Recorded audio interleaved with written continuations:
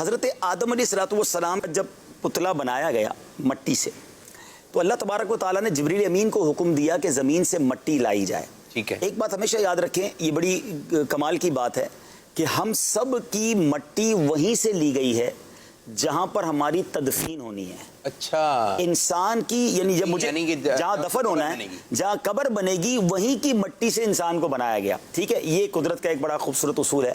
تو اب اس میں ایک عشق والی بات بتاؤں کہ سبحان اللہ, حضرت ابوبکر صدیق رضی اللہ تعالیٰ اور حضرت عمر فاروق کی قسمت دیکھیں کہ ان کی مٹی وہیں سے لی گئی جہاں سے نبی پاک علیہ السلام کی مٹی. سبحان اللہ, سبحان اللہ. یعنی یہ تینوں ایک ہی مٹی سے گویا ان کی وہ تخلیق جو ہے وہی, اور وہیں ان کی تدفین ہو گئی نبی پاک کے ساتھ.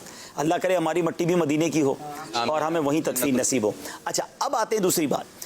لیکن جب حضرت آدم علیہ السلام کی مٹی لینے کے لیے جبریل امین آئے نا دنیا میں, تو انہوں نے جب مٹی کے لیے ایک مٹھی اٹھائی تو پوری زمین کی جو زمین کی اوپری پرت تھی, اوپری لیئر تھی مٹی کی, وہ رول ہو کے سمجھ لیں ان کے ہاتھ میں آ گئی. اچھا, اور اس کی وجہ کیا بنی؟ اس کی وجہ دیکھیں کہ اس میں پھیکی مٹی بھی تھی, میٹھی بھی تھی, لال بھی تھی, کالی بھی تھی, وائٹ بھی تھی, الگ الگ مزاج اور الگ الگ رنگ کی مٹیاں تھیں. اور اس مٹی سے حضرت آدم علیہ السلام کو بنایا گیا. تو اب دیکھیں حضرت آدم کی اولاد میں آپ کو سخت لوگ بھی ملیں گے, نرم بھی ملیں گے, میٹھے بھی ملیں گے, کڑوے بھی ملیں گے, لال رنگ کے بھی ملیں گے, کالے بھی ملیں گے, سفید بھی ملیں گے, براؤن بھی ملیں گے. ہر قسم کے لوگ دنیا میں ہیں, لیکن سب حضرت آدم کی اولاد سے ہیں, کیونکہ ان کی تخلیق میں یہ سارے کلرز کی مٹیاں جو ہیں یہ شامل ہوئی. افریقہ کی مٹی بھی شامل ہوئی, یوں سمجھ لیں یورپ کی بھی شامل ہوئی, پاک و ہند کی, ایشیا کی بھی ہوئی, تاکہ ہر طرح کی اولاد آدم ہوئی. تیسری بات جو اور دلچسپ ہے, آدمی, ہاں آدمی, ہم آدم سے ہیں آدمی. ہاں اچھا, تیسری بات وہ یہ ہے کہ حضرت آدم علیہ السلام کا جب پتلا بنا لیا گیا اور اس میں روح ڈالی گئی, تو سب سے پہلے روح پہنچی ناک پر.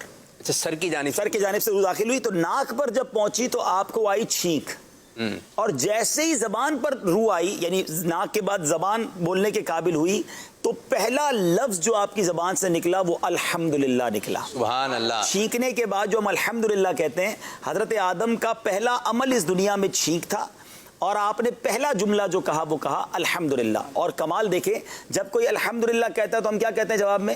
یرحمک اللہ. لیکن حضرت آدم علیہ السلام نے جب الحمدللہ کہا تو اس وقت جواب دینے والا تو کوئی نہیں تھا, تو اللہ تبارک و تعالیٰ نے یرحمک اللہ. سبحان اللہ, سبحان اللہ. ٹھیک ہے. اچھا, پھر حضرت آدم علیہ السلام کا جب پتلا بن گیا نا, تو شیطان کو جب پتا چلا کہ اللہ تعالیٰ نے اپنا خلیفہ بنایا اور اب اس کو زمین پر بھیجا جائے گا اور اس کو یہ تعظیم دی جائے گی, تو نفرت میں شیطان نے اس پتلے پر تھوک دیا. اچھا, اب یہ جو اب مزے کی بات آپ کو بتاؤں, یہ ہمارے پیٹ پر جو ناف بنی ہوئی ہے نا, یہ ناف پہلے نہیں تھی. حضرت آدم علیہ السلام کے جسم پر ناف نہیں تھی, ناف مبارک نہیں تھی. شیطان نے جس جگہ تھوکا اس جگہ پر جبریل امین نے اس مٹی کو نکال دیا. اس حصے کو نکالا تو یہ بیلی بٹن جس کو انگریزی میں کہتے ہیں, جو ہمارا ناف کے جگہ جو چھوٹا سا سوراخ ہے, یہ بن گیا. اچھا, اب اس مٹی سے کیا بنا؟ تفسیر روح البیان میں یہ ہے کہ اس مٹی سے کتا بنایا گیا. اچھا, اس جو چھوٹا سا پیس آف دا سینڈ تھا اس سے بنایا گیا کتا. مٹی سے بنا. اب ذرا سنیں تو صحیح, اب کتے میں 3 عادتیں ہیں. وہ انسان کا دوست بھی بن جاتا ہے, یہ بات بھی, انسان کو کاٹتا بھی ہے, یہ بھی ہے, اور ساری رات جاگتا بھی ہے. ٹھیک ہے, علماء نے اس کی تینوں کی وجہ بتائی. یہ کاٹتا اس لیے ہے کہ شیطان کے تھوک اس میں شامل ہے.